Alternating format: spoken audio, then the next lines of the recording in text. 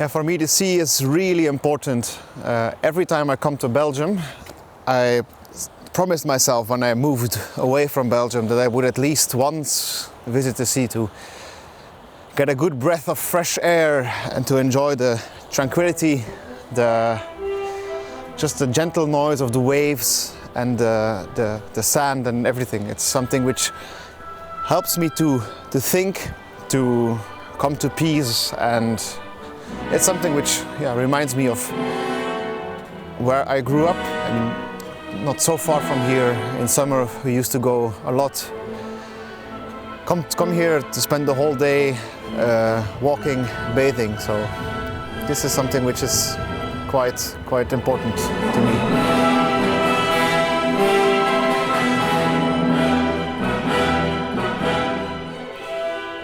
It's moments like this here that give the space to think about how do you do rehearsals, how do you lead, how do you progress, how do you connect human beings, how do you unite them.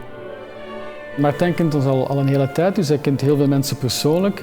Hij heeft ons al heel veel dingen horen doen. Hij kent het orkest stilaan echt van binnen en van buiten, denk ik. Hij heeft ook heel veel repetities meegevolgd in het verleden ook als assistent. Ja, ik denk dat het een voordeel ook is als hij bij ons komt werken, dat hij weet van wie kan ik nog meer vragen, van wie kan ik dat vragen, hoe ver kan ik gaan bij die persoon of bij die groep. Dus dat is een voordeel, denk ik. Ja. I think my connection with the musicians of Sinfonieorkest Vlaanderen is something totally unique in the world.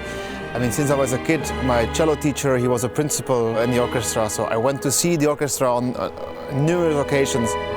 And then poco a poco, starting as somebody who just watches rehearsals to somebody who is speaking with musicians, who is giving them feedback from the hall, who is helped by them when I rehearsed the first times with orchestra.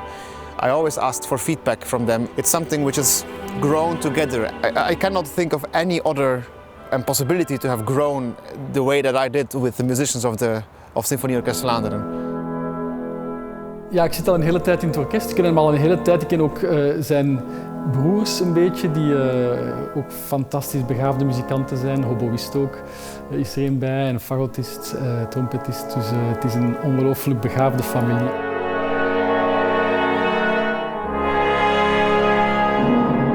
Yeah, this is the music school where I had all my lessons as a kid: cello, percussion, recorder, cembalo. Everything was here in this building. Yeah, in this very room I had the solfège classes, information about reading notes, about singing, intonation. This was the room I spent a lot of time in. The very first steps in music. I still remember the first experiences from myself playing in an orchestra. That was the Verdi Requiem on the timpani. It was my very first piece I played in orchestra. Of course, an amazing feeling to be at the helm of that incredible, powerful instrument, which are the timpani. Yeah, in that room up there was where I had the cello lessons for over 10 years. My mom was a violin player, and she taught us violin when we were little. But I was a little bit too lazy and I wanted to sit down to play. And cello, of course, it's an instrument you have to sit down, basically. So, but that's not only the main reason. My mother thought that violin was a bit too small and too smallish, too precise for me. And the cello, of course, you also need precision, but it's a little more round and a little bigger. But I learned to love the instrument really a lot thanks to my teacher here, who was always kind, always strict, who also fed me with new pieces. He was never too scared to give me maybe a little bit too difficult piece, but I enjoyed playing those. I had fun and I learned a lot and I improved with playing these pieces.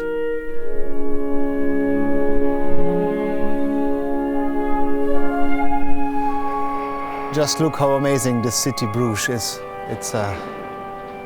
It amazes me every single time I come back, really. I really identify with this city. Spending so much time here as a kid, my grandma lives here, my school was here, my music school.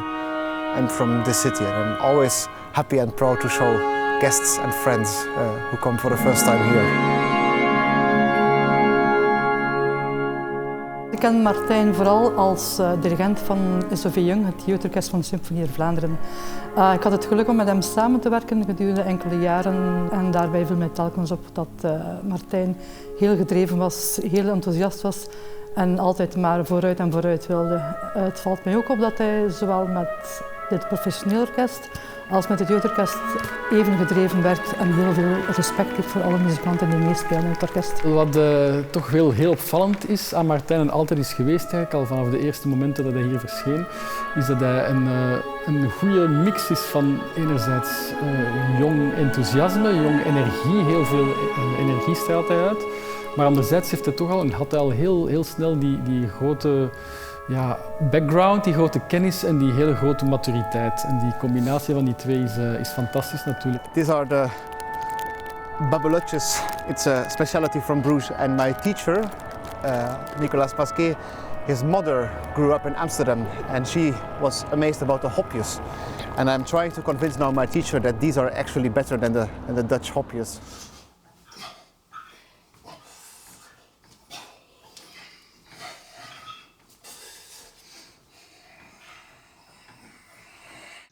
Jede dieser Viertelnoten ist ein Tenuto. Genau. Also es ist nicht da-da, da-di, sondern ba-bam, ba-bim, ba-bi. Bleib am Klang. Dann ist alles perfekt.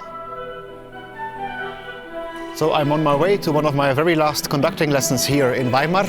This is the Hochschulzentrum am Horn, one of the 6 buildings from the university where I studied, the Hochschule für Musik in Weimar. And here in this ancient military barracks we have the conducting department amongst the winds, music theory, music science and much more. So let's go inside. So normally I would go into this room together with my professor, but he's in quarantine because he has corona, so now it will be an empty room and the laptop connection and he will teach from home. Mach mal 3 davor, ja, mit Auftakt. Ja, sehr gut. Also nicht Auftakt, dieses This has basically been my living room for the past 6 years here in the Hochschule für Musik in Weimar, where I studied with Professor Pasquet and Witschik. And I love this room. We have all these photos of the former and current students. It's not a wall of fame, it's just a feeling of, these people have all belonged to our little study family here. There's no concurrence between the students, but it's one family helping each other and helping to get better as a conductor. It's a strange feeling to now know that these are the very last months and weeks here studying, being a student. And it takes a lot of courage to say, now I'm ready to be a conductor and to be professional. I think the way is long and it's not easy to say when you are ready, because I think you are never ready. Also when you speak with people like Pavel Järvi, or when I was speaking with Bernard Haitink, it was always the same. He's still saying, I'm improving. So in a way I will be always sitting on these benches, trying to be better.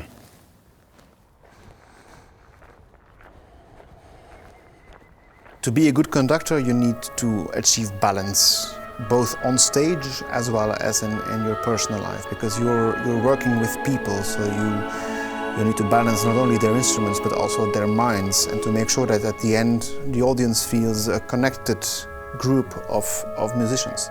And I think in order to do that, you have to also find a good balance in your personal life. And for me, it's important to make up space in my life for activities like going to the nature, taking walks, taking bicycle trips, as well as cooking with my friends. I have fantastic friends who also love cooking, and we are spending every free night in Weimar when possible together, trying out new recipes, drinking a nice glass of wine, playing some card games, and just relax and come to a moment where you don't think about the stress of the daily conducting life.